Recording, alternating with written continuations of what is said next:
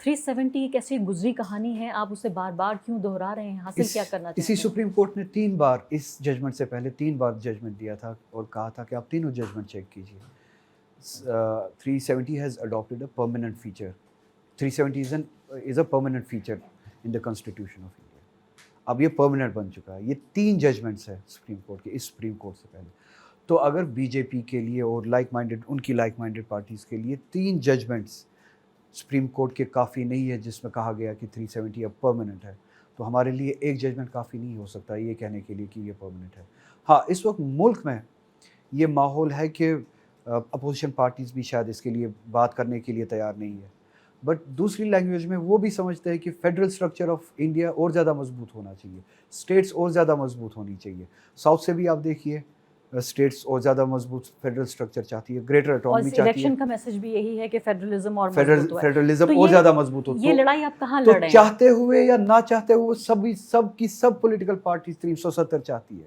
اگر آپ سوورینٹی اپنے اسٹیٹ کی اور زیادہ مضبوط چاہتے ہیں، دیٹ از 370. تو یہ ریزونیٹ کرنا، یہ سمجھانا ان پولیٹیکل پارٹیز کو کہ جو آپ چاہتے ہیں وہی 370 ہے. آپ کا کورس اور ہمارا کورس ایک ہی ہے. اگر آپ وہ چیز چاہتے جو ہمارے پاس تھا تو ہم اٹس کوائٹ نیچرل کہ آپ ہمارے حق کے لیے دفاع کریں.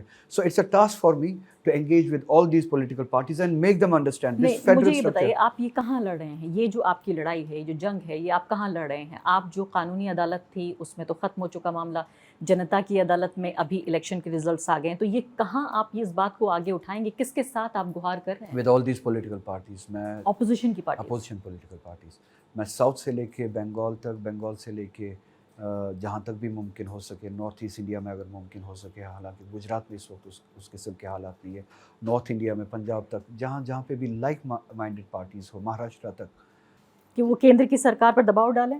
میں ان سے بات کرنا چاہوں گا، ان کو سمجھانا چاہوں گا کہ جو فیڈرل سٹرکچر آپ چاہتے اور میں بھی چاہتا اور ہم سب چاہتے جموں کشمیر ہے، ہم چاہتے کہ شیئرڈ سوورینٹی ہو، اسٹیٹس مضبوط ہو. کوئی ایک میجورٹیرین گورنمنٹ اٹھ کے کل کو اسٹیٹ کے بارے میں کوئی فیصلہ نہ لے اور اسٹیٹ کی مرضی اس میں نہ ہو. تو کل کو مان لیتے ہیں کہ بی جے پی کے بجائے مان لیتے ہیں کہ سرکار اگر جلدی گر جاتی ہے تو 2 سال میں اگر گر جاتی ہے، 3 سال میں گر جاتی ہے، نہیں گرتی ہے، 5 سال میں پھر سے چناؤ ہوتا ہے 2029 میں، اور مان لیتے ہیں کہ کانگریس لیڈ گورنمنٹ آتی ہے، آپ کو لگتا ہے کیا اتنی ہمت ہے کانگریس پارٹی کی اس وقت، جتنا کہ جموں کشمیر کو لے کر پولرائزڈ پالیٹکس کی گئی ہے، 370 کو لے کر جتنا آپ اگر نام لیجئے تو دیش دروہ کی بات کر دی کانگریس کو جاتی ان ہے؟ پرٹیکولر ہمت جوڑنی پڑے گی، otherwise they are Hippocrates.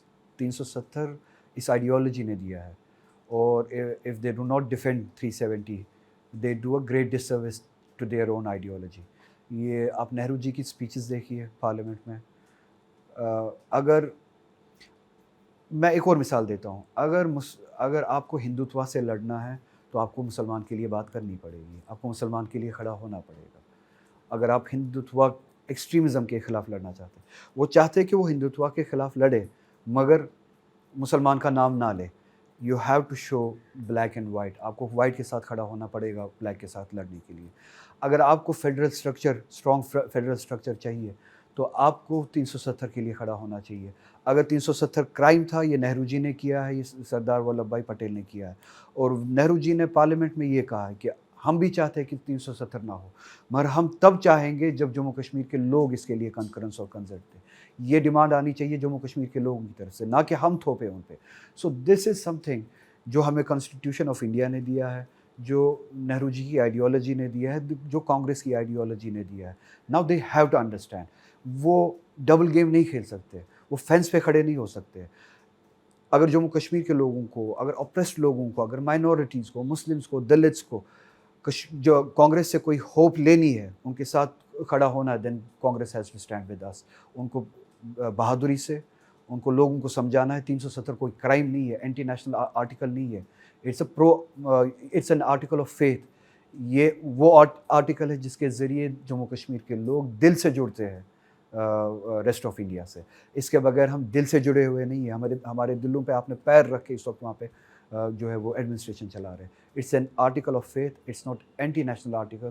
This is an article for which Congress has to stand. اس کا کاؤنٹر آرگیومنٹ یہ دیا جاتا ہے کہ جب سے آرٹیکل 370 ہٹائے، آپ دیکھیے کہ آتنکواد گھاٹی میں ختم ہو چکا ہے. دوسری بات کہی جاتی ہے کہ دیکھیے کرپشن بہت کم ہوا ہے. تیسری بات کہی جاتی ہے کہ سیپریٹسٹ اور सेपरेटिज्म की जो पॉलिटिक्स थी आज इस चुनाव में हमने देखा, फिलहाल जो लोकसभा का चुनाव हुआ उनकी कोई अहमियत नहीं थी, चाहे वो बॉयकॉट करते या वो साथ आते, किसी ने पूछा भी नहीं कि सेपरेटिस्ट का क्या पॉइंट ऑफ व्यू है इस पूरे इलेक्शन में। तो कहीं ना कहीं मुख्य धारा से जोड़ना, और पाकिस्तान को सबसे पहले एक करारा जवाब दे दिया है कि पाकिस्तान का भारत के चुनाव में, कश्मीर के चुनाव में कोई से नहीं है।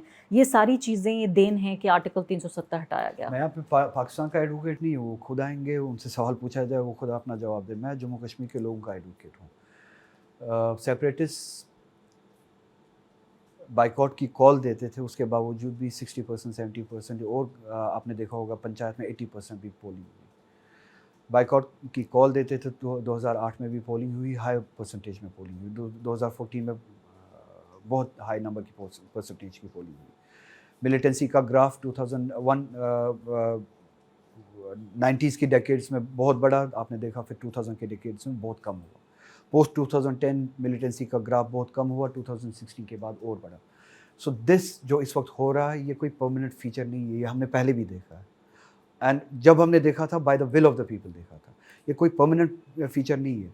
इस वक्त अगर कोई बात नहीं कर पा रहा है वो दबाया गया है। सेपरेटिस्ट का मैं वकील नहीं हूँ, अपनी बात खुद करे, वो क्यों बात नहीं कर रहे। इस वक्त कश्मीर के लोग अगर बात नहीं कर पा रहे वो दबे हुए हैं। मिलिटेंसी के बारे में आपने कहा, मिलिटेंसी ख़त्म नहीं हुई है, मिलिटेंसी अभी भी चल रही है, बदकिस्मती से चल रही है, हम उसके ख़िलाफ़ है। ये नहीं कह रहा हूँ कि वो चल रही है इसलिए अच्छी बात है। कई हमले भी हुए हैं, हाल ही में कई हमले हुए, पिलग्रिम्स पे हमले हुए, सिक्योरिटी फोर्सेस पे हमले हुए, जो बाहर से वर्कर्स आते हैं वहाँ पे काम करने के लिए, उन पे हमले हुए, लोकल निहत्ते सिटीजन्स पे हमले हुए। अभी भी मिलिटेंसी चल रही है। मिलिटेंसी के साथ हम लड़ रहे हैं, हमने खून दिया है, जैसे कि मैंने एग्जांपल्स दी है। हमें पता है कि मिलिटेंसी कैसे ख़त्म होगी और कैसे ख़त्म होनी चाहिए। इस वक्त जो फीचर है ये परमानेंट नहीं है, मिलिटेंसी अभी भी चल रही है। 1953 में इसी तरह का एक काम किया गया कांग्रेस की तरफ से, सेंटर की तरफ से। हमारी ऑटोनॉमी छीनी गई, प्राइम मिनिस्टर शेख अब्दुल्ला साहब जो थे मरहूम, उनको बंद किया गया। उसके बाद 40 साल तक इसी तरह का माहौल था कश्मीर में। Everyone was of the opinion कि कश्मीर का मसला सेटल है, वहाँ पे ना कोई गुस्सा है, ना कोई प्रोटेस्ट है, ना कुछ है। बट व्हाट हैपन, जो कश्मीर के लोगों में गुस्सा था वो 40 साल के बाद उभर के आया। So do not gate fooled. 2019 में हमने जो किया, ये अब जो हालात ये परमानेंट है। आई एम अफ्रेड, जिस तरह से वो बुरी शक्ल में 40 साल के बाद उभर के आया, ये पता नहीं कब उभर के आएगा।